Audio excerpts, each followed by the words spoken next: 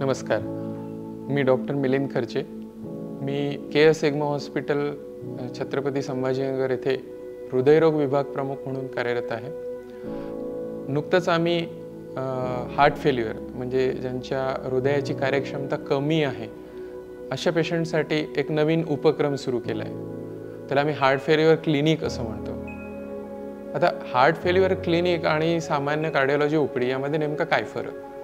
तर त्याआधी आपल्याला हार्ट फेल्युअर म्हणजे काय हे थोडंसं जाणून घ्यावं लागेल. तर हार्ट फेल्युअर म्हणजे ज्या व्यक्तींच्या हृदयाची कार्यक्षमता थोडी कमी होऊन त्यांना दम लागतो आणि काही विशिष्ट औषधं घेऊन सुद्धा त्यांचा दम पाहिजे तेवढा कमी होत नाही किंवा त्यांना पाहिजे तेवढा आराम पडत नाही. तर अशा व्यक्तींसाठी त्यांच्याकडे विशेष लक्ष देण्यासाठी आम्ही हार्ट फेल्युअर क्लिनिक हा उपक्रम सुरू केला आहे. यामध्ये अशा पेशंट्सला जे ट्रीटमेंट उपचार आवश्यक आहे ते तर आपण करतोच, पण त्याशिवाय जसे यांना मी म्हटलं की यांना अधिक निगराणीची गरज असते, तर त्यासाठी त्यांना डॉक्टरांच्या सतत संपर्कात राहण्यासाठी आम्ही त्यांना कॉन्टॅक्ट नंबर दिला आहे ज्याद्वारे ते आम्हाला कॉन्टॅक्ट करू शकतात.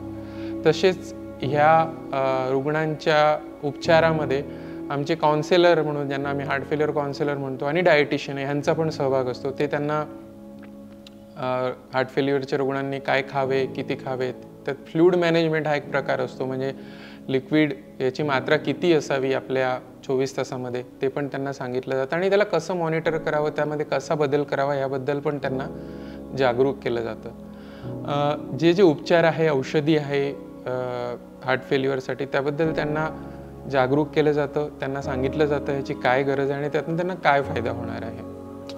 आणि ह्या अशा प्रकारच्या उपक्रमाद्वारे नियमितपणे डॉक्टरांच्या संपर्कामध्ये राहून हार्ट फेल्युअरच्या रुग्णांना नक्कीच फायदा होतो आणि त्यांना दम लागण्याची किंवा परत हॉस्पिटलमध्ये भरती होण्याची शक्यता बऱ्याच अंशी आपण कमी करू शकतो.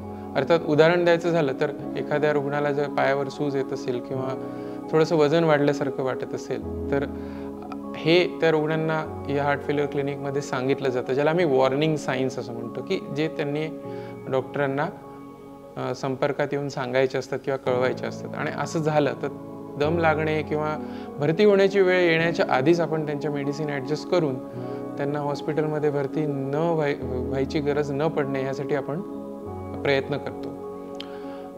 ह्याबरोबरच काही रुग्ण असे असतात की ज्यांना हृदय ची कार्यक्षमता कमी झाल्यामुळे किंवा हार्ट फेल्युअरचा जो आजार आहे त्यासाठी सगळं काही औषधं मेडिसिन्स देऊन पण पाहिजे तेवढा आराम पडत नाही. तर अशा काही रुग्णांसाठी काही ॲडव्हान्स ट्रीटमेंट, अत्याधुनिक उपचार सध्या उपलब्ध आहेत, त्याबद्दल आपण त्यांना माहिती देतो. CRT झालं म्हणा किंवा इवन हार्ट ट्रान्सप्लांटसारख्या गोष्टीचे सुद्धा आजकाल हार्ट फेल्युअरमध्ये खूप चांगला रोल आहे आणि त्याबद्दल जागरूकता सामान्य रुग्णांमध्ये बरीच कमी आहे. ते पण त्यांना त्याबद्दल जागरूक केलं जातं आणि ज्या रुग्णांना अशी गरज आहे त्या रुग्णांना त्या सोयीपर्यंत पोहोचवण्याची संधी उपलब्ध करून दिली जाते. तर माझे सर्वसामान्यांना हे आव्हान आहे की ह्या उपक्रमाचा फायदा गरजू रुग्णांना जास्तीत जास्त मिळावा, त्यांनी त्यांची माहिती त्यांच्यापर्यंत पोहोचवावी. धन्यवाद.